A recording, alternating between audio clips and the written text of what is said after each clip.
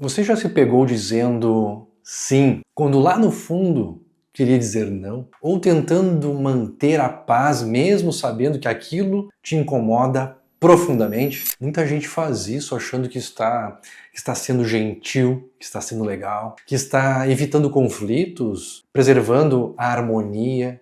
E de certa forma, é verdade. O desejo de agradar vem da vontade sincera de ser uma boa pessoa, de manter as relações leves, de não decepcionar ninguém. Mas o problema começa quando essa disposição para agradar deixa de ser uma escolha e vira uma obrigação interna. Quando você começa a cuidar de cada palavra, de cada atitude para não desagradar. Quando passa a se preocupar mais com o que os outros vão pensar do que com o que você realmente sente, isso passa a ser um problema. No começo parece ser o certo a se fazer, mas o que sustenta esse comportamento, na maioria das vezes, é o medo. Medo de ser rejeitado, de decepcionar, de ser visto como alguém difícil, chato. E é assim, pouco a pouco, que a pessoa começa a se desconectar de si mesma. Porque quando a sua prioridade é ser aceito o tempo todo,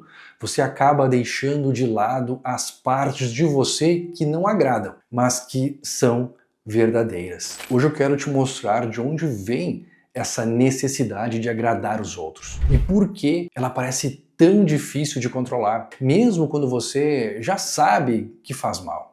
Você vai entender o que está por trás desse padrão, o preço emocional que ele cobra e, principalmente, os 3 passos práticos para começar a se libertar disso e construir relações mais leves e verdadeiras. Fica comigo aqui até o final, porque talvez essa seja a explicação que vai fazer você enxergar com clareza o porquê de se sentir tão cansado tentando agradar todo mundo. Ninguém nasce tentando agradar. Essa necessidade, ela é aprendida. Ela costuma surgir em ambientes onde o amor e a aceitação estavam condicionados ao comportamento. Quando criança, talvez você percebeu que era elogiado quando era bonzinho, tranquilo, educado, mas criticado quando mostrava raiva, tristeza ou discordância. Com o tempo, o cérebro da criança aprende uma lógica simples. Se eu for do jeito que esperam de mim, eu sou amado. Se eu mostrar quem realmente eu sou, posso ser rejeitado. Esse aprendizado vai se transformando em crenças profundas, como por exemplo, eu preciso ser agradável para ser aceito. Ou então, se eu discordar, vão se afastar. Se eu não fizer o que esperam, vão me achar egoísta. E sem perceber, essas ideias começam a guiar tudo. Os relacionamentos, as escolhas profissionais e até a forma como as pessoas se enxergam. Agradar vira uma forma de se proteger. Só que, ao mesmo tempo, uma prisão invisível. Agradar os outros constantemente tem um custo alto. E quase sempre quem paga é você. Primeiro vem a perda da autenticidade. A pessoa começa a se moldar às expectativas alheias. Faz o que os outros querem, fala o que os outros esperam e com o tempo perde o contato com o que realmente sente e deseja. É como se a própria identidade fosse se apagando bem devagar. Em segundo vem o ressentimento e a exaustão, porque ninguém consegue manter um personagem o tempo todo. Você começa a se sentir cansado, irritado e até com raiva das pessoas. Mas, no fundo, essa raiva é de si mesmo, por ter perdido, por ter permitido ir tão longe para tentar agradar os outros. E terceiro, as relações ficam superficiais. Quando você só mostra o lado agradável, as pessoas se relacionam com uma versão editada de quem você é. E isso cria vínculos frágeis,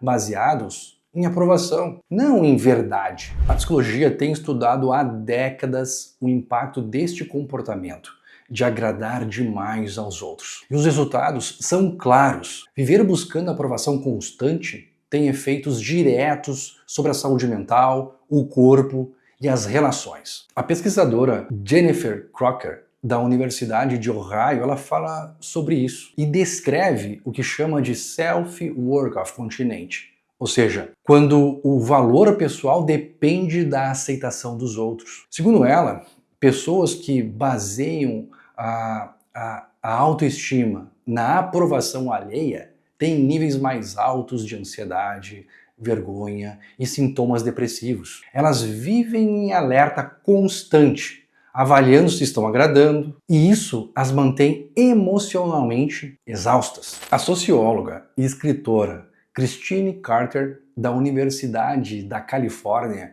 em Berkeley, vai na mesma linha. Ela explica que tentar ser o tempo todo o que os outros esperam faz com que a pessoa viva fora da própria identidade, da própria integridade. Nas palavras dela, é melhor ser quem você é realmente e arriscar que alguém não goste do que suportar a tensão constante de fingir. E esse fingir tem um preço físico. Pesquisas também apontam que o esforço contínuo de monitorar o que se diz, como se age e como os outros reagem cria um estado de hipervigilância emocional. O corpo ele interpreta isso como uma ameaça e ativa o mecanismo de defesa, o mecanismo do estresse. A longo prazo, isso pode gerar fadiga, insônia, até sintomas somáticos. Ou seja, agradar demais não é só um comportamento inofensivo, é um modo de vida que pouco a pouco vai minando a vitalidade emocional e afastando você de si mesmo. Saber que agradar demais faz mal não é o suficiente. Muita gente entende isso racionalmente, mas continua repetindo o mesmo padrão, porque esse comportamento está ligado a algo mais profundo.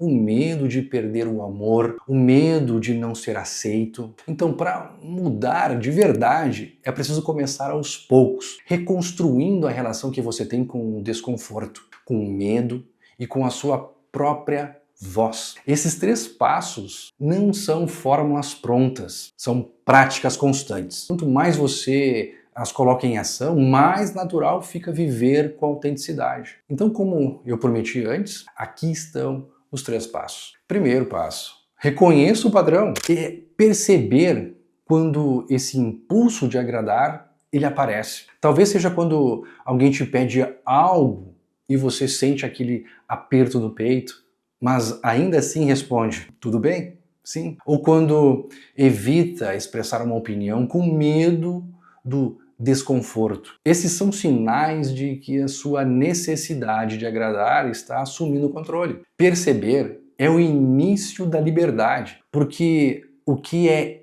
inconsciente te controla, mas o que é consciente pode ser transformado. O segundo passo, entenda o que está por trás. Por trás da necessidade de agradar, quase sempre existe medo. Medo de ser rejeitado, de ficar sozinho, de decepcionar. Mas o medo, quando não é questionado, ele cresce e começa a dirigir a sua vida. Uma boa pergunta para se fazer nesses momentos é: o que eu acho que vai acontecer se eu disser não agora? Quando você traz essa resposta à consciência, começa a perceber que o medo nem sempre tem base real. Às vezes, ele é uma memória emocional, um reflexo antigo de um tempo em que você realmente dependia da aprovação dos outros para se sentir seguro. Hoje, não. Hoje você é um adulto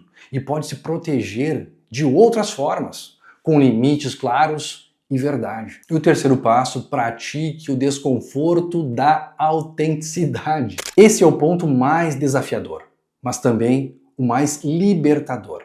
Dizer não vai gerar culpa, desconforto. Expressar um limite vai causar muito desconforto. Mas é justamente nesse desconforto que a autonomia começa a nascer. Ser autêntico não é ser egoísta, é apenas escolher não se abandonar para ser aceito. E com o tempo, você percebe que as pessoas certas elas ficam, mesmo quando você não agrada o tempo todo. E as que se afastam talvez só estavam ali enquanto você atendia as expectativas e as necessidades delas. Agradar não é um problema. O problema é quando isso se torna um modo de viver. Quando você faz pelos outros o que não faz por si, quando evita conflitos às custas da própria paz, ou quando aceita situações que te ferem só para não decepcionar ninguém. Ser gentil é diferente de se anular. Gentileza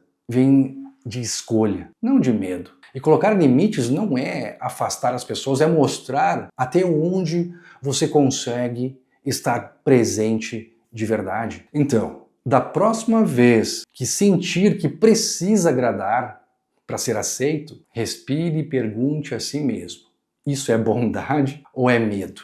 Se for medo, o preço é alto demais. A liberdade, ela começa quando você entende que não precisa da aprovação de ninguém para viver de acordo com o que acredita. E esse é o tipo de coragem que muda tudo, porque ela te devolve para você mesmo. Se esse vídeo fez sentido para você, deixa o seu like e se inscreve aqui no canal. Aqui eu falo sobre psicologia, sobre comportamento e saúde mental de uma forma geral. E de um jeito claro, direto e aplicável. Se quiser continuar refletindo sobre temas como autenticidade, limites e autocuidado, confere os próximos vídeos aqui no canal. A gente se vê aí no próximo. Muito obrigado por ter acompanhado até aqui. Até o próximo.